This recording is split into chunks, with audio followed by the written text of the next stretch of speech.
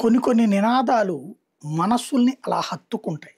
అందులో వందే మాతరం నినాదం ఒకటి. అర్ధరాత్రి నిద్ర లేపిన వందే మాతరం అన్నటువంటి నినాదం నాడు స్వతంత్రానికి పూర్వం గట్టిగా వినబడే మాట. అంటే భరతమాతకి వందనం చేస్తున్నాం అన్నటువంటిది. ఆ రోజున ప్రారంభమైనటువంటి ఆ వందే మాతర ఉద్యమం ఉరి కొయ్యలెక్కినటువంటి భగత్ సింగ్ దగ్గర నుంచి లాల్, బాల్, పాల్ లాంటి వాళ్ళు ప్రాణాలు కోల్పోయేటప్పుడు తుపాకీ గుండ్లకి ఎదురొడ్డి మరి వందే మాతర నినాదం చేసినటువంటి వాళ్ళు. అలాంటి వందే మాతర నినాదానికి కీలకమైనటువంటి వందే మాతర గీతాన్ని స్వతంత్రం వచ్చిన తర్వాతన వందే మాతరాన్ని జాతీయ గీతం చేయకుండా ఉండటానికి కారణం ఎవరు? ముస్లిం లీగ్ అనే పార్టీ పెట్టి పాకిస్తాన్ ఏర్పాటుకు కారణమైనటువంటి మహమ్మద్ అలీ జిన్నా నేను ఫీల్ అవుతున్నాను, మా మతం ఫీల్ అవుతుందంటే దేశం ఫీల్ అయ్యే తప్పు పని చేశారు ఇక్కడ. వందే మాత్రం ఎవరికి ద్రోహం, ఎవరికి నష్టం, ఎవరికి కష్టం? మేము మా దేవుడికి మాత్రమే మొక్కుతాం, ఇంకెవరికి మొక్కమంటే నిన్నెవరు మొక్కమన్నారు?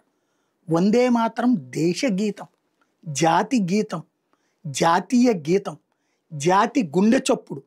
జాతి గుండె చప్పుడుని ఆపేశామే. దేశం కూడా మొక్కలు చేశాక ఇంకా ముస్లింలు ఫీల్ అవుతారని చెప్పి గీతం ఆపడం ఏంటి?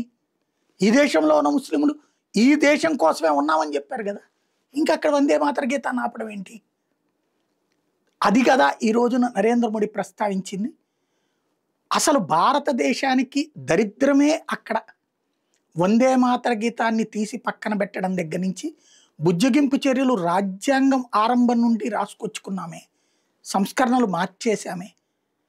ఆయన బాటలోనే ఆయన మనవడు గారైనటువంటి రాజీవ్ గాంధీ గారు చివరికి మిగతా దేశం అందరికీ 18 ఏళ్లకే పెళ్లి కావాలంటే ముస్లిం అమ్మాయిలకి ప్యూబర్టీ అవ్వగానే పెళ్లి చేసుకోవచ్చు, వాళ్ళ ఇష్టం, బాల్య వివాహాలైనా చేయొచ్చు.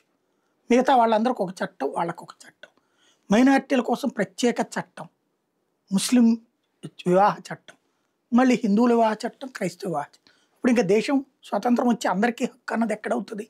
ఒకళ్ళకి హక్కు ఉంటుంది, ఒకళ్ళకి బాధ్యత ఉంటుందా? బాల్య వివాహాలు మరి హిందువుల్లో కూడా ఉంది కదా, ఎందుకని చెప్పి ఒప్పుకోలేదు మనం?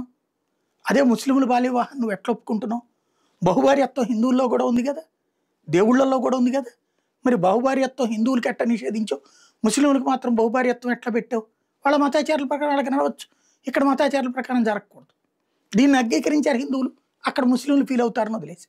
ఇట్లా ప్రతిదీ బుజ్జగింపు వేధింపు, బుజ్జగింపు వేధింపు. హిందువుని వేధించి ముస్లింలు సంతృప్తి, ముందు ముస్లింలు బుజ్జగించి హిందువుల్ని వేధించడం, ఇదే కథ నడిచింది. దాన్నే కదా నరేంద్ర మోడీ ప్రస్తావించింది.